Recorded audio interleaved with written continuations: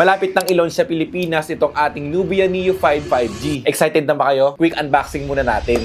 Kung gamer ka, magugustuhan mo tong ating budget gaming phone. Sa box nito, nandito na yung mismong unit na napakaganda at futuristic ang design. Tapos, samahan mo pa ng free case na ganito, SIM ejector pin, mga manual, 45 watts na charger, type C to C na cord. Nagustuhan ko yung cord nito kasi pang gaming talaga siya. Hindi siya nakaka-istorbo sa paglalaro while charging. Tinesting ko na nga kagad maglaro dito ng ML. Grabe, para ako naglalaro sa flagship phone. Partida, tinodo ko pa yung graphic settings niyan. Pero hindi siya naglalag. Salamat sa kanyang chipset na Unisoc T9300. Samahan mo pa ng 8 plus 12 gig of RAM at 256 gig naman sa storage. Tapos meron pa siyang 20,000 square millimeter hybrid cooling system. Kaya hindi basta-basta iinit to kahit magbabad ka maglaro dito. Sobrang nagustuhan ko talaga yung design niya at bagay na bagay siya for gaming. At meron pa yung pa RGB light dito. Sobrang angas makatitig. Pagdating naman sa screen, meron siyang 6.8 inch WXGA Plus na display with 120Hz refresh rate. May port na rin for 3.5mm audio jack at meron na rin siyang 6,050 mAh na battery. Yung presyo naman neto to be announced pa. Pero sigurado budget meal lang to. Kaya stay tuned for upcoming launch sa SM Mega Mall this March 28,